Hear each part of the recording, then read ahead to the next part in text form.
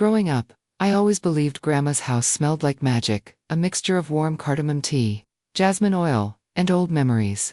But on the day everything changed, Grandma wasn't her usual gentle self. She stood at the base of the attic stairs, clutching her shawl tight. "Don't go up there," she whispered.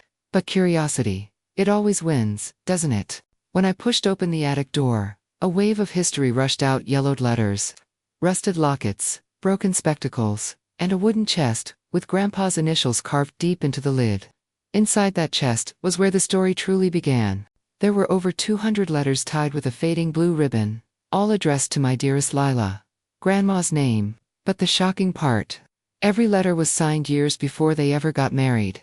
Grandpa had written, "If fate allows, I hope you read this someday. If not, at least the wind will know I tried." Why? Why did he write letters he never gave her? That night, Grandma sat by the window, her eyes reflecting the moonlight and decades of unspoken memories. She revealed the truth. Grandma and Grandpa had fallen in love when they were only 17, but they were forced apart by family, society, and the expectations of a different era. Grandpa wrote letters he knew she might never read, letters filled with promises, fears, dreams, and heartbreak. "He never stopped loving me," Grandma whispered. "Not even for a day." Among the old photos, one stood out. A picture of Grandpa, standing with another woman. Grandma froze. That woman, she saved his life. Without her, he'd never have come back to me. And that opened the door to a story no one in our family had ever heard. Grandpa had spent years working as a village doctor during a time when medicine was scarce. This mystery woman, Meera, had helped him escape a violent conflict that changed the course of his life. Meera hid him, fed him, protected him. In return, Grandpa promised he would find Grandma again, no matter how long it took. Meera told him, "True love always waits. Go to her. Don't waste a second." She was the reason he survived. But she never wanted credit. While Grandpa fought for survival, Grandma waited every single day by the banyan tree where they used to meet, through storms, through summers, through years. Every evening, she carried a lantern and whispered the same line, "Come back to me. I'm still here." When Grandpa finally returned to the village, he had only one possession in his hand, a single dried jasmine flower, the one Grandma gave him the day they confessed their love. They found each other again under that same banyan tree. No words. Just tears. Grandpa said, "I knew you'd wait." Grandma replied, "I knew you'd return." Grandpa never told the family about Meera, because he believed love doesn't have to be loud to be true. Grandma never asked about those missing years, because her love was patient. But inside the wooden chest were Meera's last, her words written in shaky handwriting.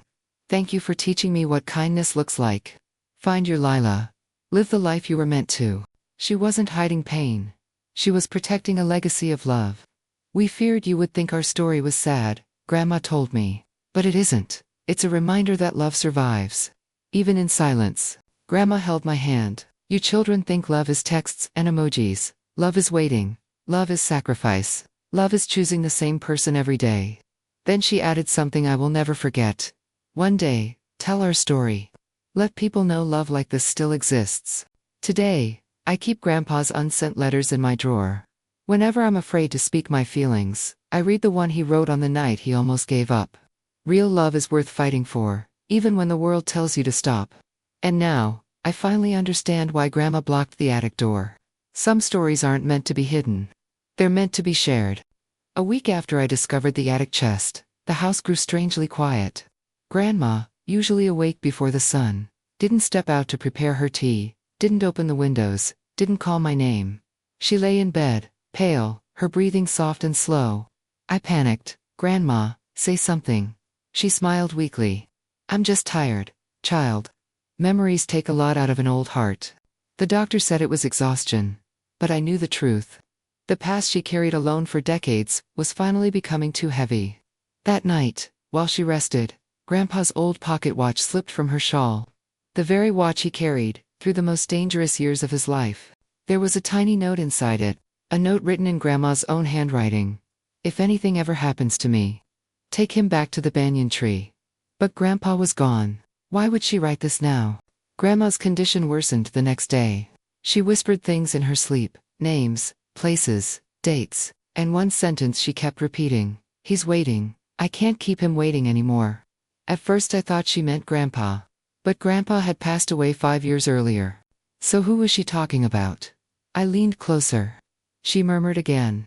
Tell him I kept the promise. Tell him I never forgot. My heart raced. There was something she hadn't told me. Something unfinished. Before she drifted back into sleep, she gripped my hand and whispered, "Go to the banyan tree.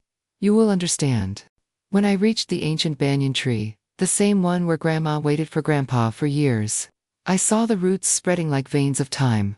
Something felt different. I circled the tree twice. Nothing. Then I remembered Grandpa's diary entry I found earlier. When the wind sings, the truth lies beneath the stone with 3 cracks. I searched until I found it. A stone shaped like a heart, cracked into 3 lines, almost as if lightning had struck it decades ago. With trembling hands, I lifted it. Underneath was a metal box wrapped in cloth.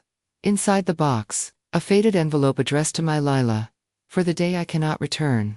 It was written by Grandpa, but the date on it was from a day before he came back to reunite with Grandma. A chill ran through me. Why did he write a farewell letter? If he survived and returned, unless he wasn't supposed to survive. I opened it slowly, afraid the paper might crumble. Grandpa had written, "My Lila, if you read this, then fate has taken me away before I could return.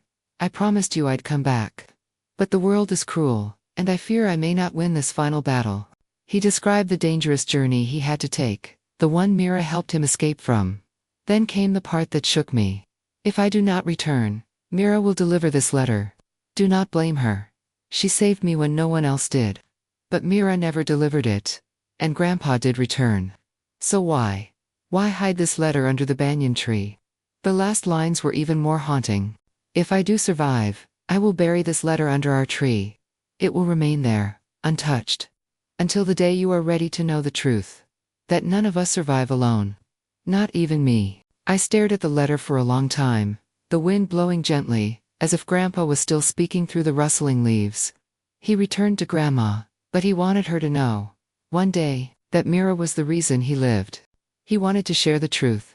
But he waited until she was emotionally strong enough to hear it. And Grandma waited until I was strong enough to understand. My heart pounded. Who was Meera really? Why did she vanish from Grandpa's life without a trace? At the bottom of the box, wrapped in a soft cloth, I found something else. A small silver anklet. It belonged to a woman. A woman who wasn't Grandma. Suddenly, I realized, Meera didn't just protect Grandpa. Grandpa saved her, too. But how? A faint engraving inside the anklet read, "M. Until we meet again. Meet again." But Grandpa never saw her after returning home, or did he? A new fear crept in. What if their story wasn't as simple as Grandma believed? What if Meera was more than just a helper? What if Grandpa had a past deeper than anyone knew? And now Grandma knew the truth. That's why she wanted me to find the box. Because what came next would change everything we believed about their love story.